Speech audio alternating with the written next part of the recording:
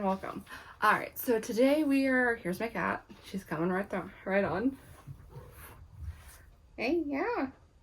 Yeah, baby. Ooh. Hello, anyway. I don't know how much of that y'all are gonna hear. Yeah. Okay. So I was hoping that I wouldn't have to talk about this in this video, but you might hear August meowing. She has decided to start going to heat a little early. So like while we are planning on getting her spayed, vets who aren't working with rescues will only spay female cats when they're around 6 months old. And they go into heat between 5 and 9 months old. And sometimes you have early bloomers like August, who's 4.5 months old and has started her heat cycle. So if you hear her meowing excessively, that's why. Is because she wants a man, I'll say. It's a far more polite way of saying it than what I've been saying. Today's video is mostly going to be about rats being social and what rats can live with what rats. And I'm going to be talking about this because I've seen some I've been getting some questions and I've been seeing some misinformation in my area going around, and I have to assume since it's multiple people in my area that it's happening in other areas as well. So I just wanted to make a whole video on it. And I have no idea what I'm going to title it yet because I can't think of a single title that will actually make people understand what this video is about. But it's fine. It's fine. She's going through it. August is going through it. My poor kitten. Anyway, oh, also, yes, our cats are indoor cats. She's not going outside. She's not trying to go outside. So, we're just powering through this unfortunate situation with her. But yeah, anyway, so let's get started. So rats are social animals, which basically means that they need company. They need rat company. So if they don't have the company of other rats, they tend to get stressed out, which can cause health issues such as mites, URIs, other health-related problems. They can get depressed. They can have behavioral problems. And then if they're alone for too long and then you try to introduce them to other rats, they can have social problems because they don't know how to speak rat anymore. And in general, people understand this, but there are some people who say that, well, I spend a ton of time with my rat. You are not a rat, so you cannot mimic rat behavior. You can't get into the hammock and cuddle with them. You can't spend 24/7 with them. So basically, even if you spend a lot of time with them, you're not getting the same social interaction and comfort and love that they would get if they had other rats in the cage with them.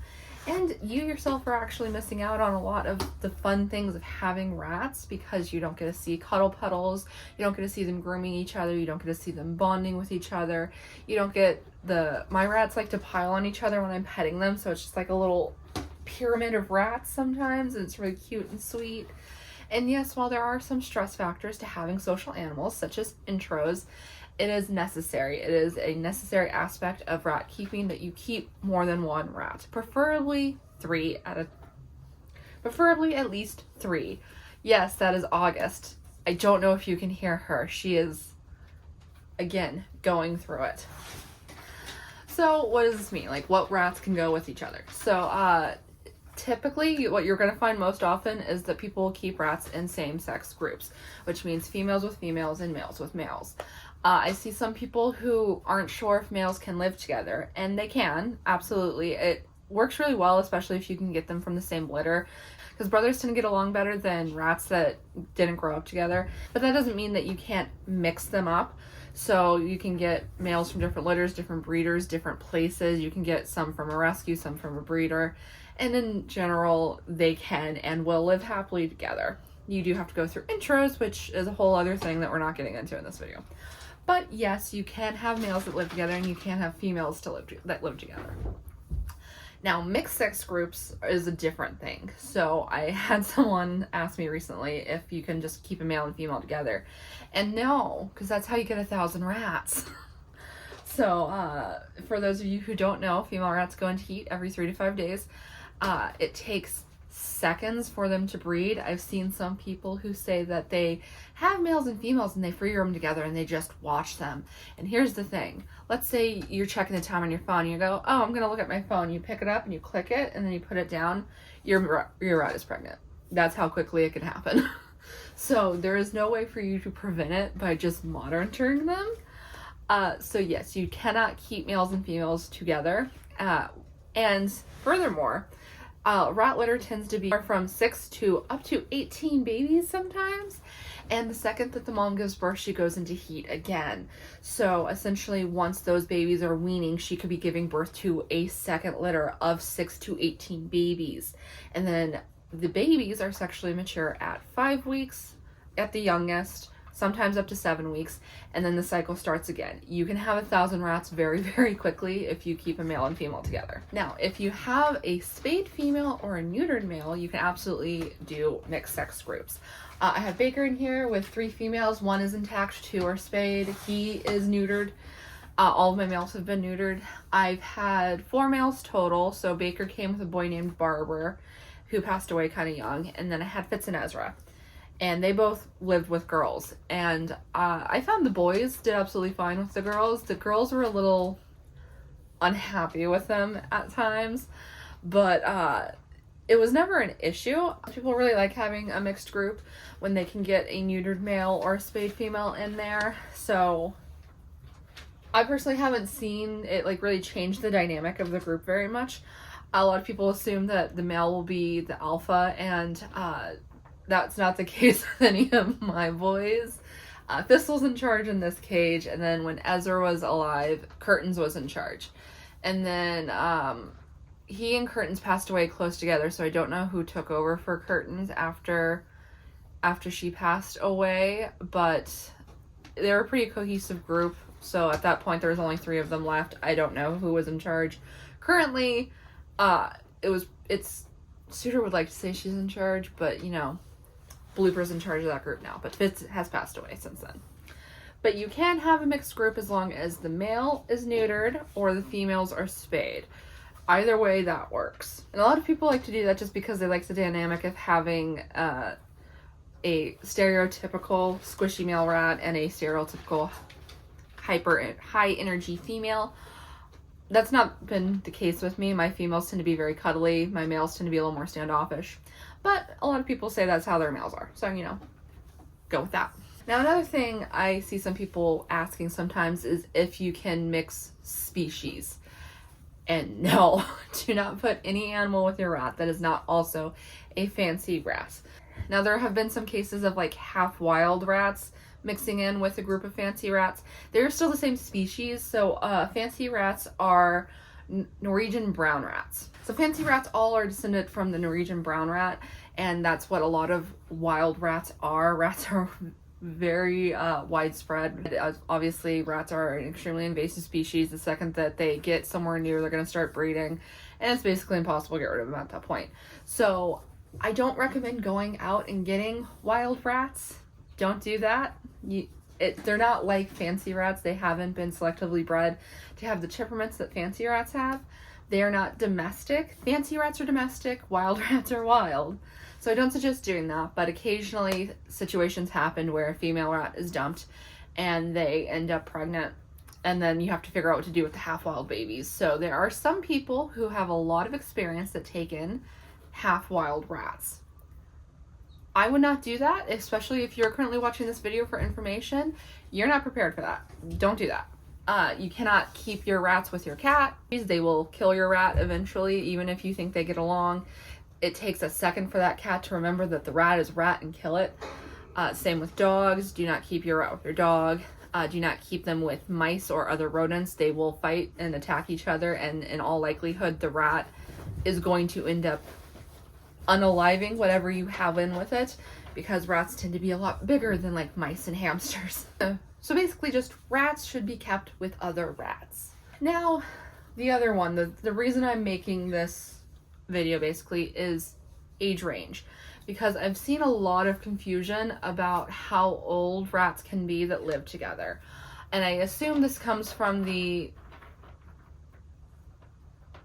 we're having a squeaky issue over there. Yep, I'm gonna go take care of that. Between August, desperate for a man, and then the dwarves they've been sniping at each other. They're in intros right now, and they've been sniping at each other for the last 2 days. I am overstimulated. Anyway, age range, that's what we were talking about.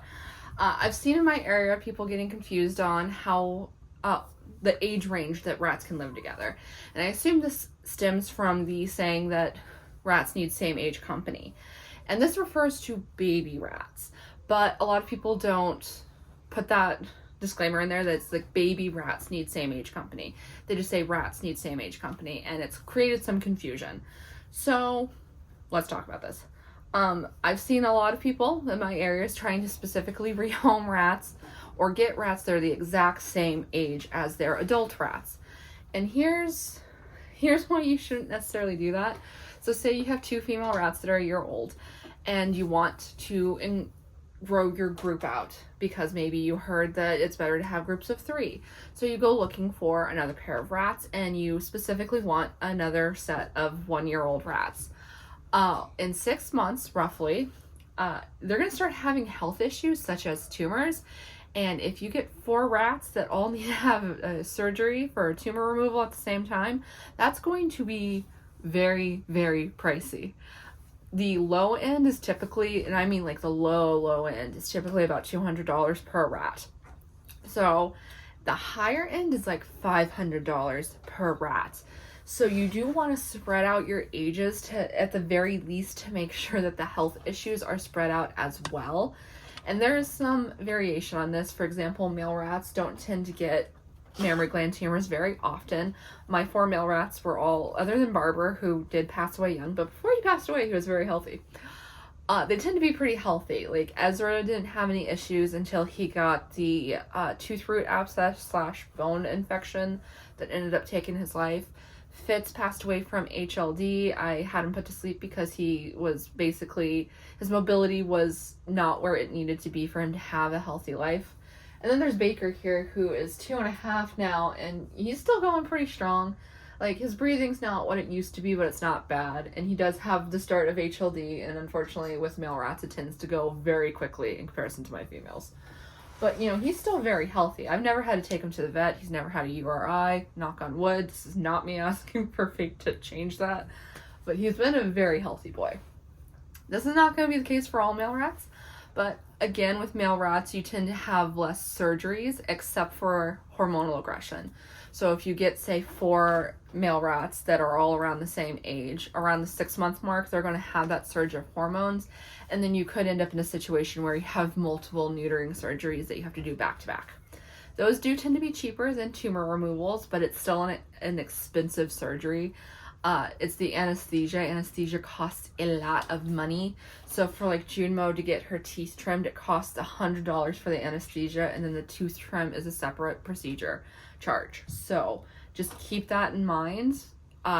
For one reason, you do not want a lot of animals or a lot of rats that are the same age. Now, the reason baby rats should have same age company is because it helps them develop. It helps them develop mentally and socially. It helps them build confidence, and they have a little buddy. So like if you go and get a single baby rat, they're being taken from everything they know basically. So they're being taken away from their mom, their siblings, their home, and they're being flung into this new experience, and they're all alone, which can really create a lot of issues for that baby rat, especially because they don't have anyone to play with, because adults do not play the way babies play. So for a baby rat not to be able to play, to be rejected every time they try to play, play is how they learn these social cues, and it can cause problems. I've seen baby rats who grow up without same age company get really weird during intros, like get really, really just unhappy, territorial, mean. And it's because they don't understand what's going on. They don't have the social cues to understand, oh, that's a baby, and they're acting like a baby because they didn't have enough of a baby stage, basically. So they need same age company so that they can be proper little rats. And this is the case for up to, I've seen 14 and I've seen 16 weeks old. Honestly, to err on the side of caution, I'd say up to 16 weeks old, they should have same age company. And that means that the same age company is within 3 weeks. So basically what that means, if you have a rat that is 10 weeks old and a rat that's 13 weeks old and a rat that's 7 weeks old, they are all considered okay because of the 10-week-old rat bridging the two. The 10-week-old rat can be same age company for the 7-week-old rat or the 13-week-old rat. But once they hit that 16-week-old mark, they don't need same age company anymore. They can live with adults. They can live with babies. They have moved past their social development where they need same age company. They're adults basically. At that point, they can live with a rat of any age. So if you have a 2-year-old rat and someone's telling you that they need same age company, that 2-year-old rat does not need same age company. And in fact, it can be very beneficial for them to get younger friends. Let's say you have a 2-year-old rat and you decide to go get a couple of 8-week-old babies. At 10 weeks old, you do intros with them. That 2-year-old rat can like start to play again. I've seen it where they just like, they get a lot of energy and they love the babies and they get like hyped up to be with the babies and they want to play. That's good for that rat. It makes them more active, they're happier. It can really revitalize an older rat to have younger companions. It's also necessary for a rolling group that rats have younger companions at some point. Because if you get a pair of baby rats and you're only ever looking for rats that are the same age, at some point you're going to have like just old rats. You're just going to constantly have old rats, which means you're never going to have a lot of time with them. You're only going to be dealing with the medical issues. You're only going to be dealing with the death. And that can burn you out so fast if all you have with your rats is a little bit of time and then medical issues and then death. You will not want to keep rats for very long. So in order to have a rolling group, the best option is decide how big of a group you want. So let's say you want 4 rats, then you start with 2, and I'd say around them being 9 months old, you go and get 2 more, and that's how you start a rolling group. If you want a larger group, like 6, you can still do 2 every 8-ish months. If you want like 8, 2 every like 6 months, that would work too. If you want a large group, then as someone who has a lot of rats, just kind of use your instincts. Basically, I just get rats when I feel like there's room in one of my mischiefs and I don't have anyone with such a bad attitude that it's going to make me stressed out. For example, this group, I technically have room for 2 more rats in this group, but Baker's old and he deserves a retirement, and I don't want to do intros with Thistle right now. I will when he passes away, but only then. But like my dwarf group, I have 8 female dwarfs in that group at the moment, as provided they stop sniping at each other. That group's fine. That group's complete. I have no more room for rats in that group. And then my group in the living room is 6 standard sized female rats, and that group is whole and complete, and I don't really have room for any more rats in that group. So for these 2 cages, I'm done. For this cage, I'm done because JoJo won't accept anyone. For this cage, I technically have room, but for the time being, I'm just letting them ride it out. So yeah, I hope this video was helpful to you in case you had questions about who your rat can live with. If it was, and if you enjoyed it, you know what to do. All the fun stuff down below. And I'll see you in the next one. Goodbye!